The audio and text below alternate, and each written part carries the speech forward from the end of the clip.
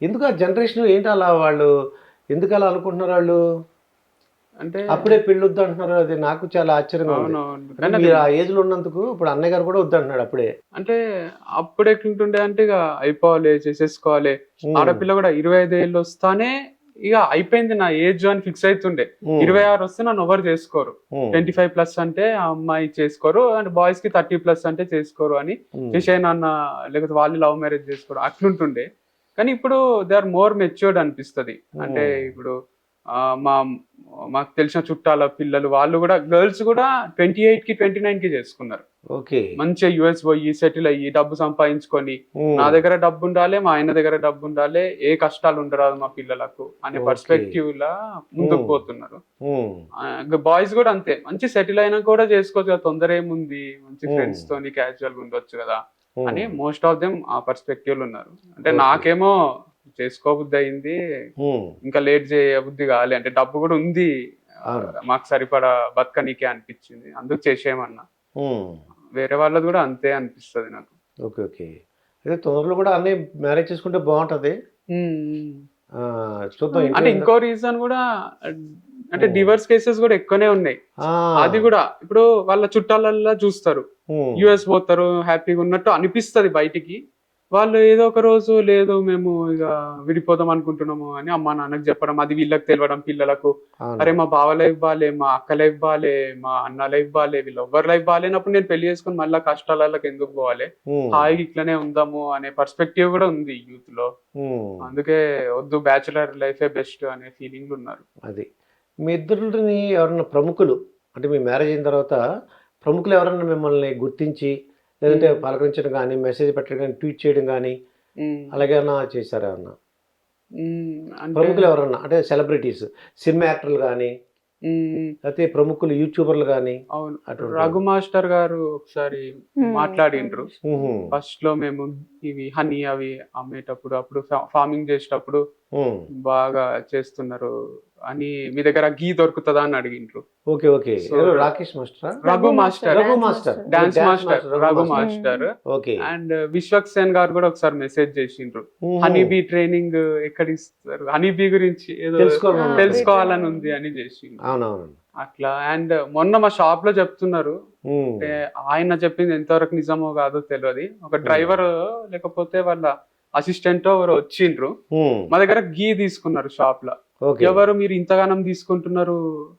5-6 కిలోలు ఏమో హ్మ్. తీసుకున్నారు. అదే కాదు, 7 11 11 కేజీస్. కిలోస్. ఆ! నాకు ఒకటేసారి పేమెంట్ ది మెసేజ్ వచ్చింది. హ్మ్. అంటే ఒక డే పేమెంట్ అంతా ఒకటే మెసేజ్ లో రావడం నాకు షాకింగ్ అనిపించింది. ఏం జరుగుతుంది షాప్ లో అంటే, ఆ! లేదు విజేంద్ర వర్మ గారి వాళ్ళ హుహు. పర్సన్ అంట. వాళ్ళకి 11 కేజీస్ కావాలంట అందరు ఫ్యామిలీ 13 అనుకుంటా మెంబర్స్. సార్. 13 13 11 కేజీస్. హ్మ్. అంటే చాలా సంతోషమైంది. అంటే వీళ్ళకు మేము రీచ్ అయినామా అంటే ఓకే. వాళ్ళు ఎంతవరకు నిజమో కాదో తెలియదు. బట్ ఆయన చెప్పిన దాని ప్రకారం అయితే మాకు అంటే బాగా వాళ్ళకి అబద్ధం అనిపించింది. చెప్పని పని ఆ! లేదులెండి. అదే. వాళ్ళకి అబద్ధం చెప్పని పని లేదు. నిజం వాళ్ళది అయ్యి పెద్ద ఉంటది. ఫ్యామిలీ కాబట్టి తీసుకున్నారేమో అనిపించింది. నిజంగానే వాళ్ళందరికీ హ్మ్. ఇస్తారేమో అని. నేత్ర మా చిన్నప్పుడేంటంటే మా పల్లెటూరులో అనమాట. అంటే ఏలూరు దగ్గర ఒక అంటే అంత సిటీ కాదు. తూర్పు ఇదని ఉండేది. మేము అక్కడి నుంచి వస్తుంటే ఎక్కువగా నేను అబ్జర్వ్ చేసేవాడిని. అందరిని ఎక్కువగా అబ్జర్వేషన్ ఉండేది నాకు. మొత్తం పిల్లలు ఎవరైనా వెళ్తున్నారనుకో పెళ్లి అందుకే అప్పుడే ఇంకా పెళ్లి చేసుకోవాలని వయసు వచ్చిన వెళ్తున్నారనుకో, "ఏరా పప్పన్నం ఇప్పుడు పెడతారోయ్" అలా మాట్లాడేవారు. అంటే అప్పుడేంటంటే ఈ టీవీలు, సెల్లేం లేవు. అరుగు మీద కూర్చునేవారు. వెళ్తుంటే వచ్చేవాళ్ళందరినీ పలకరించేవారన్నమాట. "ఏరా ఎప్పుడు పెళ్లి చేసుకుంటావు? పప్పన్నం ఎప్పుడు పెడతావు?" అలా అనేవారన్నమాట. హ్మ్. ఒకవేళ పెళ్లి అయిపోయిందనుకో, "ఏమ్మా మీ నాన్నని తాత ఎప్పుడు చేస్తావు?" హ్మ్. అలా అడిగేవారన్నమాట. అలాగే మీ పిల్లలేమన్నా పుట్టడం అదే అలా ప్లానింగ్ ఏమైనా ఉందా? లేకపోతే ఏంటి? అంటే అప్పుడు ఆ! అదొకటే ఉంటుండే, పప్పన్నం, పిల్లలు, సింపుల్ లైఫ్ స్టైల్ ఉంటుండే కదా. అవును. ఇప్పుడు కొంచెం కష్టం అయిపోయింది. వాళ్ళని హ్మ్. పెంచాలన్నా మన దగ్గర కొంచెం మనం ఏమన్నా సాధించాలి కదా ఫస్ట్.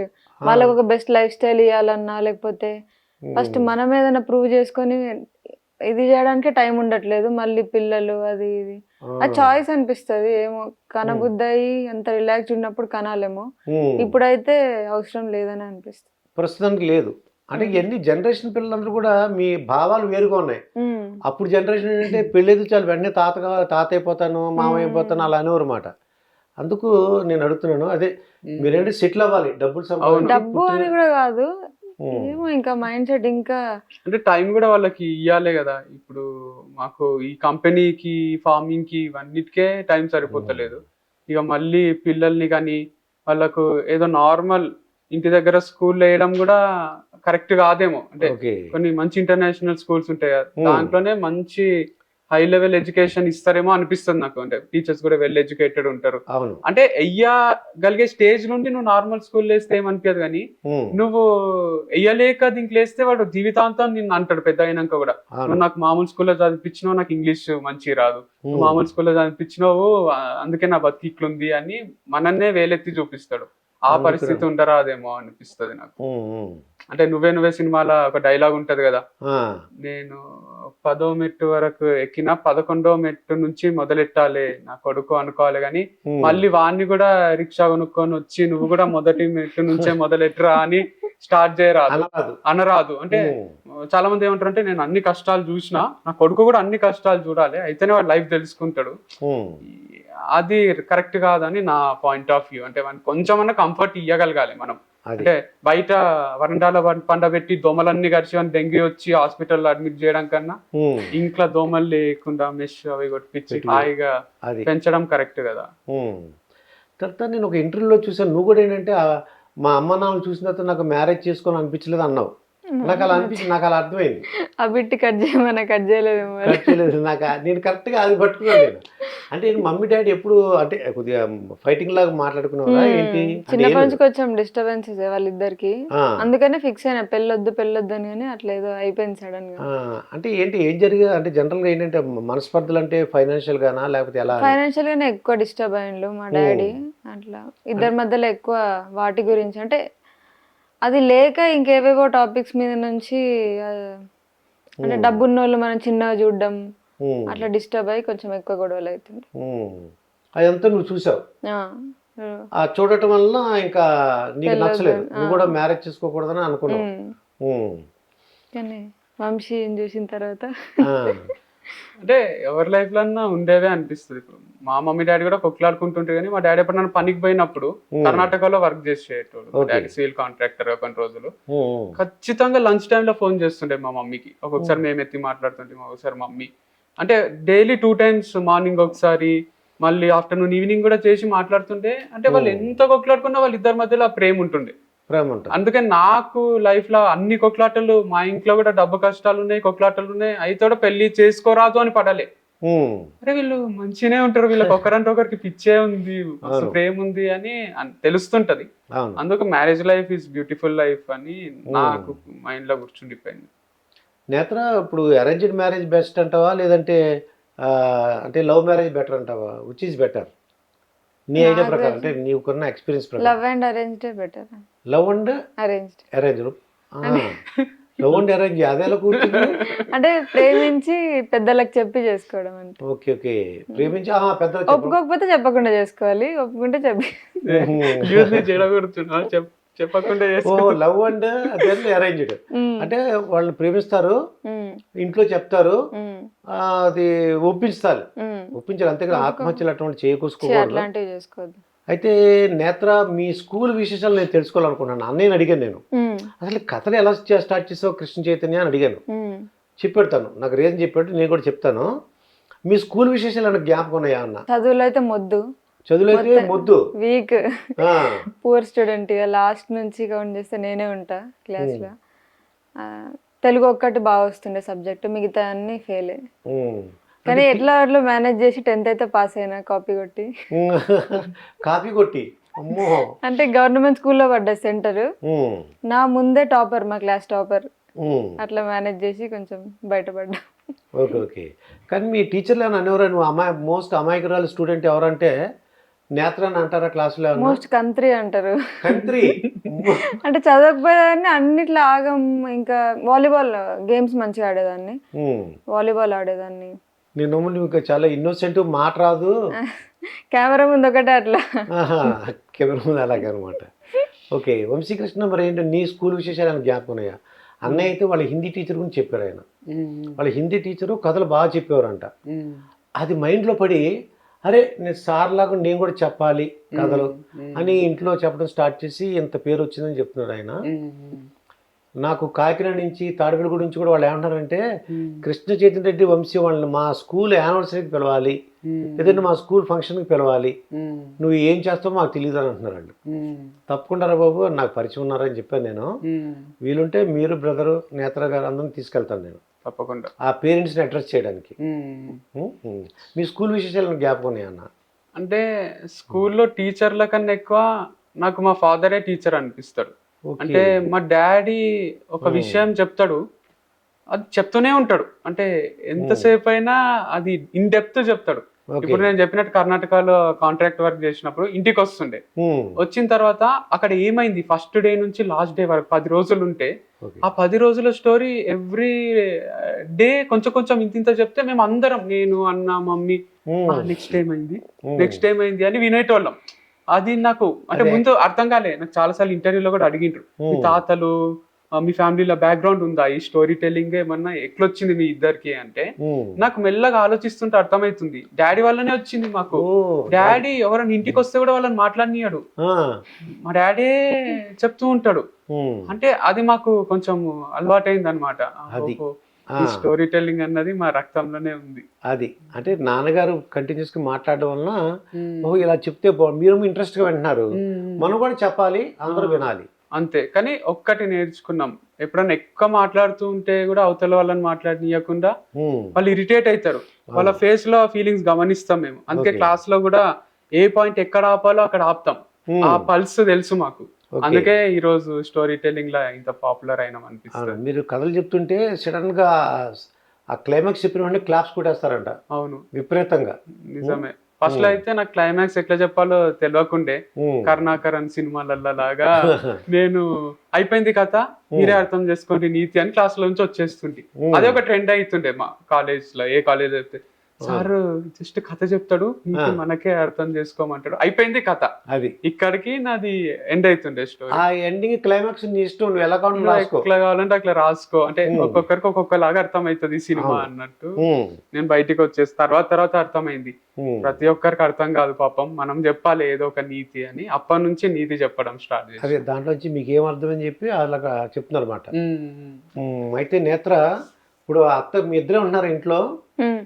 ఇంట్లో ఇద్దరే ఉంటారు. మా బావమరిది ఇప్పుడు రీసెంట్ గా మా తమ్ముడు వచ్చారు.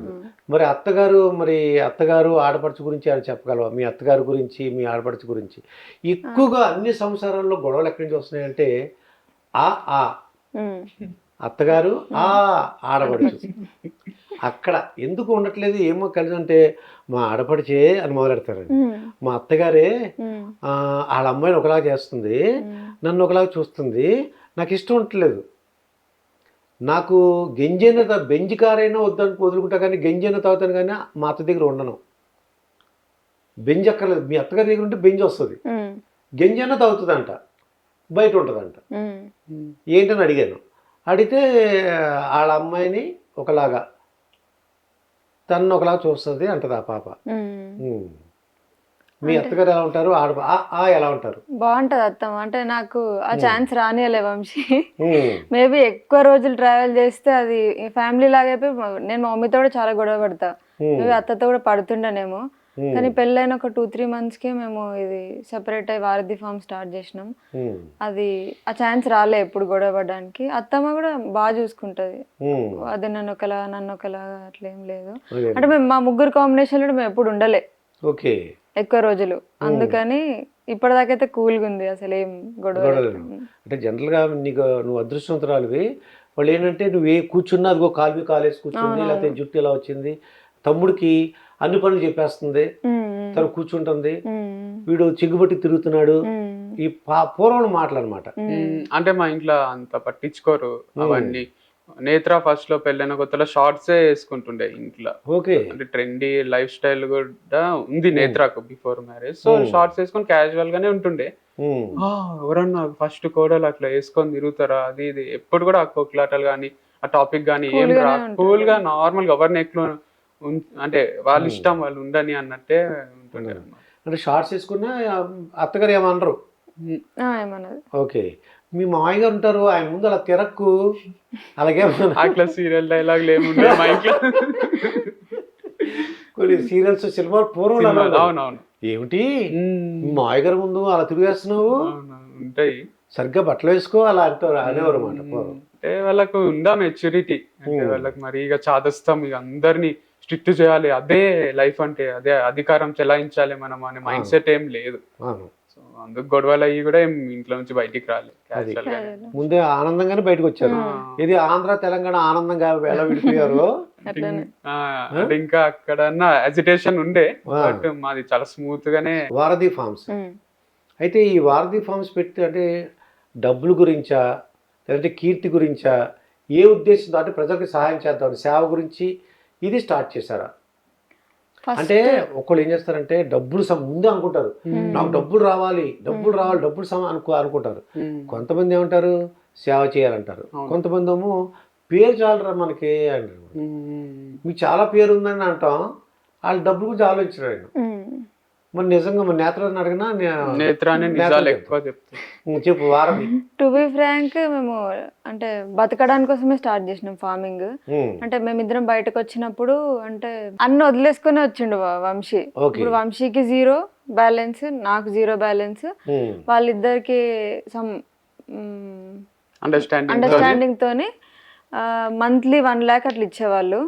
12 months వరకు ఇస్తాము, ఆ తర్వాత అప్పటి వరకు మీరు ఏదో ఒకటి సెట్ చేసుకోండి అన్నట్టు ఉండే. అయితే మేమేమనుకున్నాం అంటే అప్పటికి 3-4 months అయిపోయింది, ఏం అర్థమైతే ఏం చేయాలో ఇద్దరికి. వంశీకేమో మళ్ళీ అదే యాప్టిట్యూడ్ ఆ లైఫ్ స్టైల్ పోబుద్ది అవుతలేదు, ఏమైనా కొత్తగా స్టార్ట్ చేయబుద్ది అవుతుంది. నాకు ఏదైనా కొత్తగా స్టార్ట్ చేయాలనుంది, యోగానో లేకపోతే ఫార్మింగ్ ఇట్లా వీడియోస్ చూస్తూ ఉన్నాం. అయితే ఫస్ట్ గుడ్లు అనుకున్నాం, నాటుకోడి గుడ్లు లాభాలు బాగుంటాయి, గుడ్ల ఫార్మింగ్ అని అనుకొని చూసినాం. ప్లేస్ దొరకలే దగ్గరలో, షెడ్ కదంతా. వంశీకి 20 lakhs లోన్ కూడా వచ్చింది.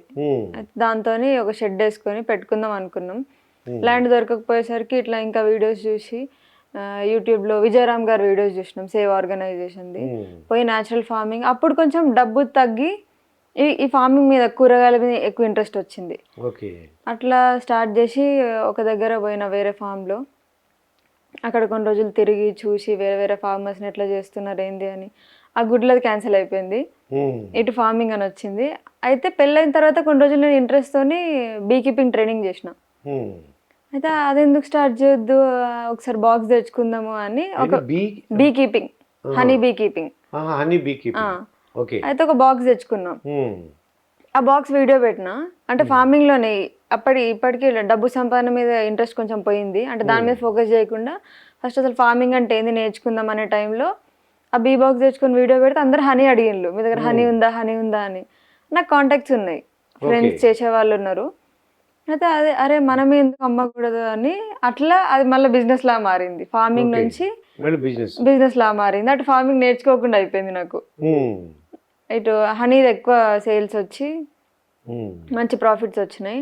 అప్పుడు వారధి ఫార్మ్స్ అని స్టార్ట్ చేసి హనీ, మళ్ళీ ఫార్మర్స్ని కలుస్తూ ఉంటాం. సో వాళ్ళ దగ్గర ఉన్న ప్రొడక్ట్స్ మా షాప్లో అమ్మడం, అట్లా స్టార్ట్ అయ్యి మళ్ళీ ఇప్పుడు ఫార్మింగ్ మీద ఎక్కువ అవగాహన రావాలి అని ఫార్మర్స్ని ప్రమోట్ చేస్తున్నాం.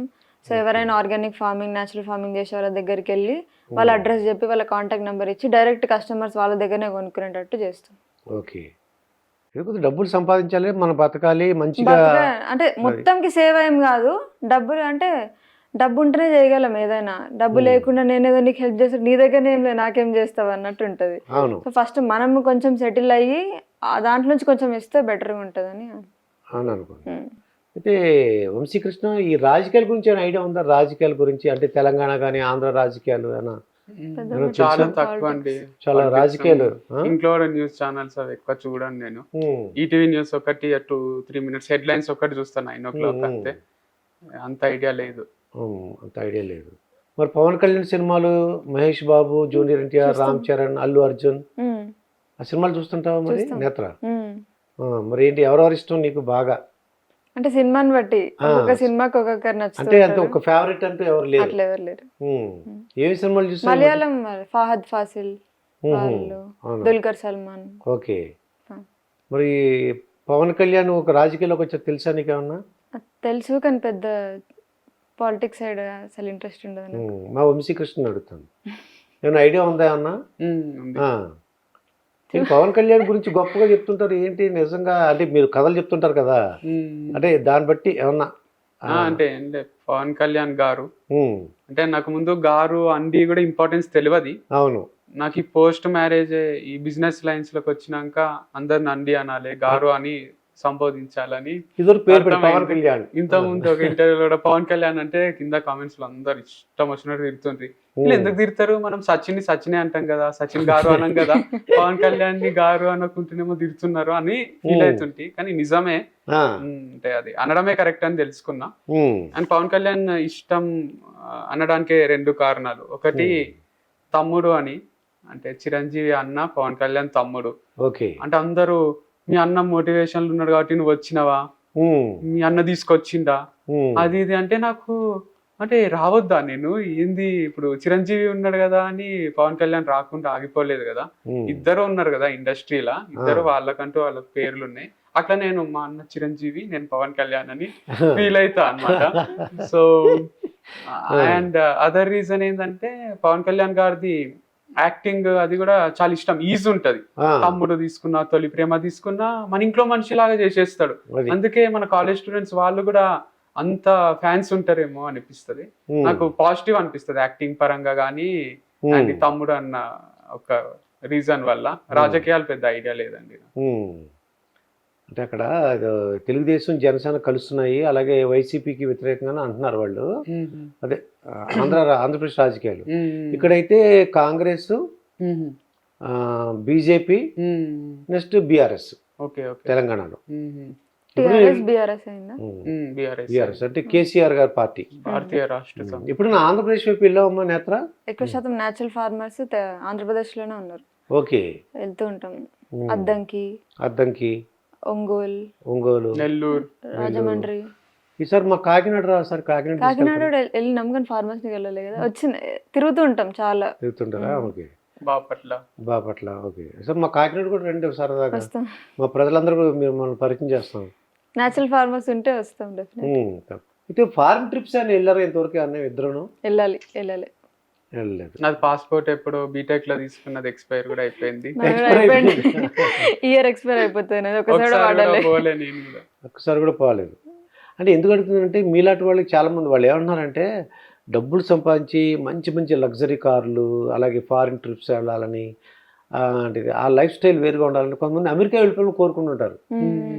మీకు ఆ కోరిక లేనట్టుగా అనిపిస్తుంది నాకు. మాకు ఇద్దరు కొంచెం ట్రావెలింగ్ అదంతా పెద్ద నచ్చది. లగ్జరీ కానీ ట్రావెలింగ్ కానీ. షిమ్లా పోయినాం, మాకు ఏం చేయాలో అర్థమవుతుంది. అక్కడ ఫార్మ్స్ ఎదుక్కుంటా కూర్చున్నాం. యాపిల్ ఫార్మ్స్ ఎక్కడ ఉంటాయి, ఆర్గానిక్ ఫార్మ్స్ ఎక్కడ ఉంటాయి, ఏది మాకు ఇట్లా సీనరీ ఏదన్నా వ్యూ పాయింట్కి వెళ్ళి కూర్చుంటే అదేం కిక్ వస్తలే. నేను పండుగ కనిపిస్తుందా, కూరగాయలు కనిపిస్తాయా అని వెతుకుతున్నాం. అది పోయినప్పుడు కూడా నాన్ వెజ్ దొరకదు అక్కడ. నాకు మన హైదరాబాద్ బిర్యానీ గుర్తొస్తుంది. అంటే వాళ్ళు తినే ఫుడ్ చూస్తుంటే వీళ్ళు ఇదంతా ఎట్లా తింటున్నారు ఇంత సప్పగా, ఇది అసలు మన బిర్యానీ కదా టేస్ట్ అంటే. ఫస్ట్ వెళ్ళిపోవాలి హైదరాబాద్. ఫుడ్ ఎక్కువ అనిపిస్తుంది నాకు. మన హైదరాబాద్ క్లైమేట్ కూడా బాగుంటది. మనం ఎటు పోయినా కూడా అక్కడ చలన్ ఉంటది, ఎక్కువ హీట్ అని ఉంటది. ఇక్కడ మోడరేట్ గా ఉంటది. Hyderabad is the best place అనిపిస్తుంది. వంశీకృష్ణ ఇంకోటి ఏంటంటే బ్రదర్ ని ఉల్లాస్ అని చూసా, విన్నట్టుగా. ఉల్లాస్ అని పేరు? అవునండి. అంటే ఎందుకు అలా వచ్చింది ఉల్లాస్ అని? అంటే మా తాత పేరు, అంటే తాత అంటే అమ్మమ్మ వాళ్ళ హస్బెండ్. ఓకే.